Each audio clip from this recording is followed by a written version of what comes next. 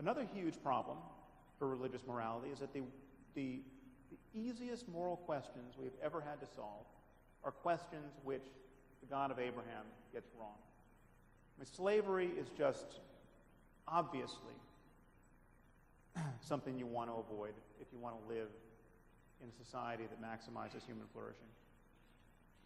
And this is something which is sanctioned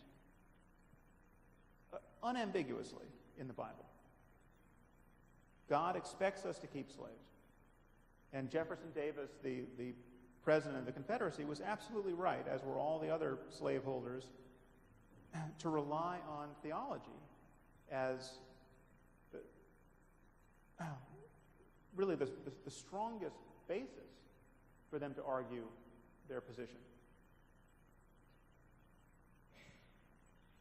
Now, I'm now going to segue to ways in which our moral intuition can be confounded. Many people worry that the fact that we have moral intuitions that are vulnerable to the framing of questions in different ways proves that there can be no such thing as moral truth. Now, this is something called the trolley experiment that many of you probably have heard of. You have a trolley coming down the tracks, and if you do nothing, it's going to hit and kill 5 workmen. But you stand at a switch, and you can throw the switch, diverting the trolley onto a path where it just kills 1 workman, saving a net 4 lives. Now, when you describe the situation this way, 95% of people say, well, you have to throw that switch. I mean, you would never live with yourself if you didn't get involved there and save 4 people. But the problem is, this can be described in another guise. Now you stand on a footbridge, and beside you is a suitably large person who you can push into the path of the oncoming trolley, killing him, obviously, but stopping the trolley and saving a net 4 lives. Now, I happen to think there are problems with this thought experiment. I think most of us have an intuitive physics, and we spend a lot of time worried about whether the guy is actually going to stop the trolley. But even if we stipulate that this is actually the same scenario, he's going to stop the trolley, 1 person has died, you've saved 4 people, there may in fact just be a difference here. Maybe the up-close and personal pushing of a person may just be fundamentally different in that you wake up with nightmares for the rest of your life, whereas throwing a switch is something you could feel quite good about in the end, given the alternatives. That may be a difference we have to account for, or not. I mean, this is it's not clear what the right framing of this is. But notice when our intuitions get pushed around in other domains, we don't come away worried that there's no such thing as truth. So, for instance, this is the Monty Hall problem. This is a moment of logical intuition. How many of you have heard of the Monty Hall problem? How many of you are absolutely sure you know the right answer to the Monty Hall problem? Okay, those are the people I don't want to hear anything from. Okay, so you're on a game show, and you have 3 doors. Behind one door is a new car, and behind the other 2 are goats. And you pick door number 1. If you pick the right door, you get the new car. You pick door number 1, and Monty Hall opens door number 2, revealing a goat. And now he gives you a choice to switch your bet. You can now switch to door number 3. Now, how many of you think you should switch to door number 3? How many of you think it just doesn't matter whether you switch or not? Okay, well, there's a strong intuition that many people have that it doesn't matter. I mean, even when it turns out you should switch and your chances go up, your chances actually double. They go from 1/3 to 2/3 if you switch.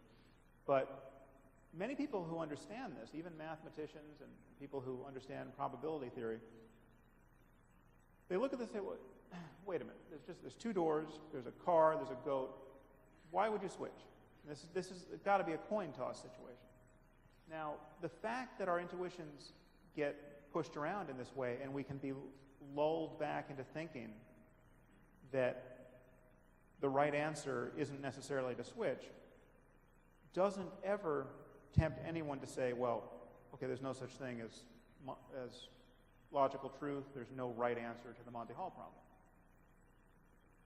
Incidentally, it's easier to see that you should switch. If you imagine 1,000 doors in your initial decision, and you pick door number 1, and then Monty Hall nullifies 998 of them, leaving door 576, then it should be clearer that you've been given a ton of information. You made your initial guess under profound uncertainty, and now door 576 should look rather interesting to you. But we have basic failures of perceptual intuition. These are identical photos, and yet I'm confident that anyone in this room has actually a clear line of sight to this screen will see the tower on the right to be leaning further to the right than the tower on the left. This tells us a lot about our visual system. I mean, there are hundreds of visual illusions that are reliably produced that tell us something about how we're wired. But no one moves from an experience like this to thinking, well, okay, there's just no such thing as geometrical truth, or there's no real right relationship to the way objects are positioned in the world.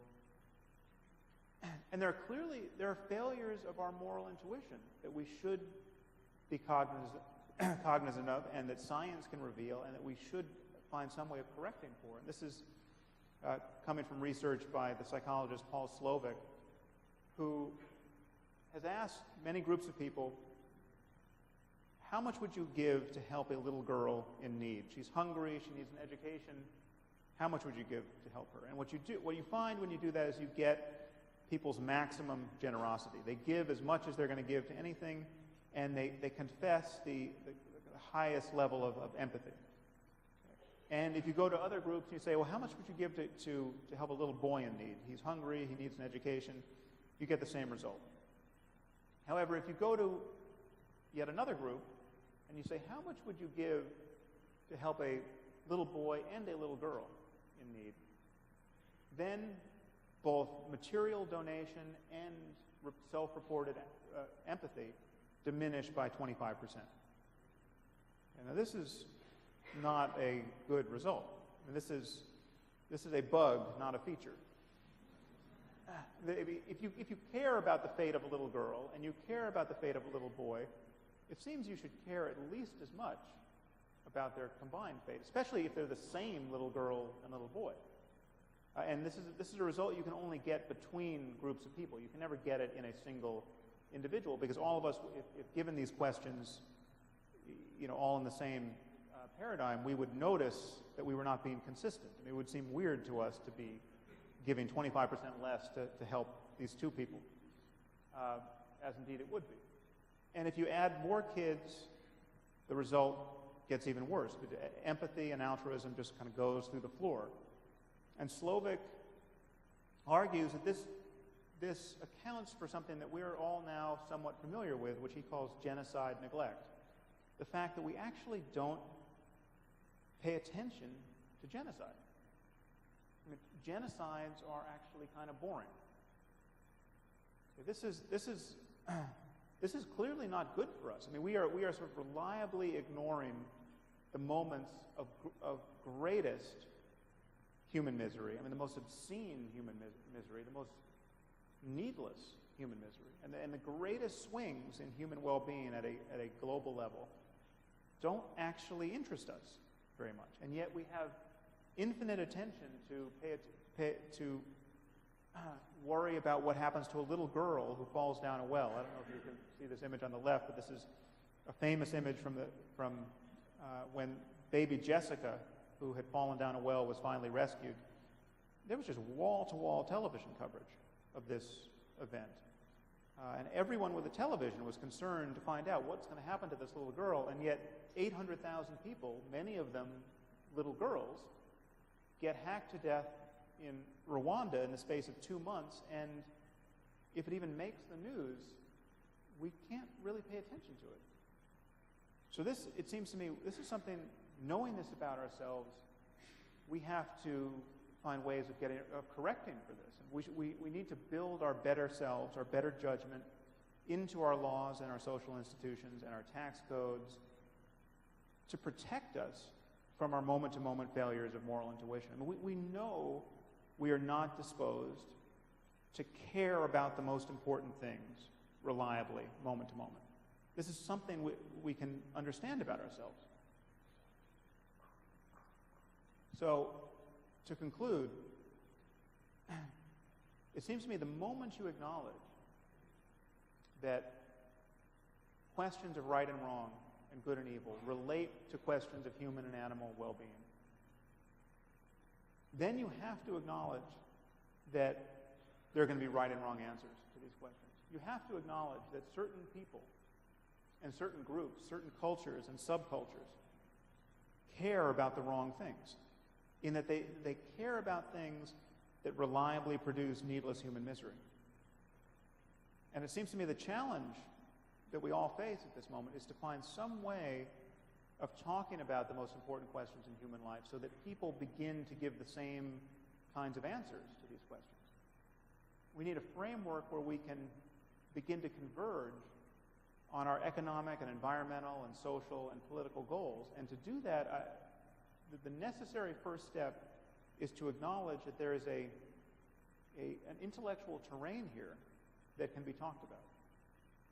To acknowledge that the most important questions in human life, questions that relate to the flourishing of conscious creatures, must have right answers whether or not we can find those answers. And so that's my current project. Thank you very much.